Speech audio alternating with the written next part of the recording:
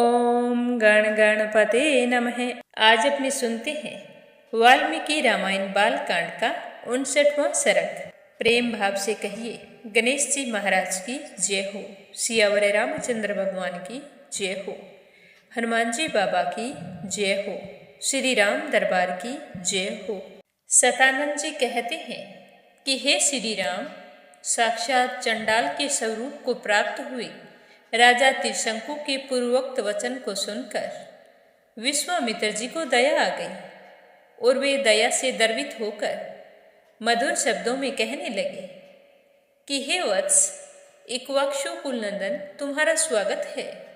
मैं जानता हूँ कि तुम बड़े धर्मात्मा हो। तुम डरो मत, मैं तुम्हें शरण दूंगा। तुम्हें किसी और की शरण में जाने की जरूरत नहीं है। हे राजन, तुम्हारे यज्ञ में सहायता करने वाले समस्त पुण्य कर्मा महर्षियों को मैं यहाँ पर आमंत्रित करता हूँ। फिर तुम आनंद पूर्वक यज्ञ करना। गुरु के श्राप से तुम्हें जो यह नवीन रूप प्राप्त हुआ है, इसी के साथ ही तुम सदैव स्वर्ग लोक को जाओगे। तुम जो शरणगत वत्सल विश्वामित्र जी की शरण में आए हो, तो निराश होकर नहीं लौटोगे। तुम यह समझो तुम्हारा काम सफल हो गया है और तुम सशरीर स्वर्ग लोक को जा सकोगे।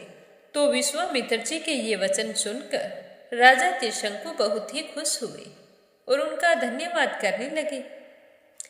महर्षि विश्वामित्र जी अपने धर्मपरायण महाज्ञानी पुत्रों को यज्ञ की सामग्री जुटाने की आज्ञा दी और उसके बाद शिष्यों को बुलाकर कहा कि तुम लोग मेरी आज्ञा से अनेक विषयों के ज्ञाता समस्त ऋषि मुनियों को, जिनमें गुरु वशिष्ठ के पुत्र भी शामिल हों, सभी शिष्यों और ऋत्विजों को यहाँ पर बुलाकर लाओ। और हाँ, याद रखना कि जिनको मैंने संदेश देकर बुलाया है, वह या फिर कोई और इस यज्ञ के विषय में कोई भी अवहेलनापूर्ण बात करे, तो तुम लोग वो सारी की सारी बात मुझे आकर जरूर बताना।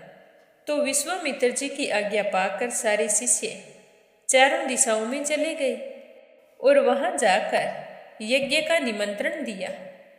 सब देशों से ब्रह्मवादी मुनि आने लगे। विश्वामित्र जी के वे शिष्य उन प्रज्वलित तेज वाले महर्षि के पास सबसे पहले लौट आए और समस्त ब्रह्मवादियों ने जो जो बातें कही, वो सारी बातें विश्वामित्र जी को बता दी। कहने लगे कि हे गुरुदेव, आपका संदेश सुनकर लगभग सारे देशों में रहने वाले सारे ब्राह्मण आ रहे हैं। केवल महोदय नामक ऋषि और वशिष्ठ पुत्र नहीं आ रहे हैं। बाकी सारे के सारे महर्षि यहाँ आने के लिए प्रस्थान कर चुके हैं। हे मुनि श्रेष्ठ, वशिष्ठ जी के जो 100 पुत्र हैं, उन सब ने क्रोध भरी वाणी में जो कुछ कहा, वो सब हम आपको बता रहे हैं। यह कहकर वो कहने लगे कि यज्ञ कराने वाला चंडाल है और उसका यज्ञ करने वाला आचार्य क्षत्रिय है। उसके यज्ञ में देव ऋषि अथवा महात्मा ब्राह्मण भविष्य का भोजन कैसे कर सकते हैं? चंडाल का अन्न खाकर विश्वामित्र से पालित हुए ब्राह्मण स्वर्ग में कैसे जा सकेंगे?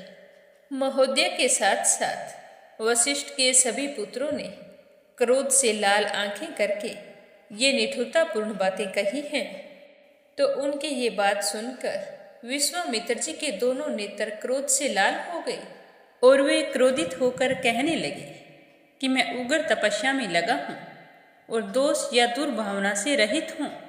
फिर भी जो लोग मुझ पर तरह तरह के दोषारोपण करते हैं, वे दुरात्मा भस्मीभूत हो जाएंगे, इसमें कोई संशय नहीं है। मेरा श्राप है कि आज ही वे कालपास से बंध कर यमलोक में पहुंचा दिए जाएंगे। अब ये 700 जन्मों तक मुर्दों की रखवाली करने वाली, निश्चित रूप से कुत्ते का मांस खाने वाली मुष्टिक नामक चंडाल जाति में जन्म ग्रहण करेंगे। ये सारे के सारे जो मुझ पर दोष लगा रहे हैं, वे विकृत और विरूप होकर इन लोकों में विचरेंगे। साथ ही वो दुर्बुद्धि महोदय जी भी, जिन्होंने जानते हुए भी मैं दोष रहित हूँ फिर भी मुझ पर तरह तरह के दोष लगाकर मुझे दूषित किया है। मेरे क्रोध से दीर्घकाल तक सब लोगों में निंदित, दूसरे प्राणियों की हिंसा में तत्पर और दया शून्य निषाद योनि को प्राप्त करके दुर्गति को प्राप्त होवेगा। ऋषियों के बीच में ऐसा कहकर महामुनि विश्वामित्र जी चुप हो गए। फिर विश्वामित्र जी के श्राप से महोदय सहित गुरु वशिष्ठ के 100 पुत्र नष्ट हो गए। उन्हें श्राप से इस तरह से नष्ट हुआ जानकर क्या दूसरे ऋषि विश्वामित्र जी का साथ देंगे या यज्ञ छोड़कर चले जाएंगे, यह जानेंगे हम अगले सर्ग में। आज का सर्ग समाप्त हुआ। श्रद्धा भाव से सुनने के लिए आप सभी का बहुत बहुत धन्यवाद। भगवान श्री राम आपकी सारी मनोकामनाएं पूर्ण करें। बोलो सियावर रामचंद्र भगवान की जय हो।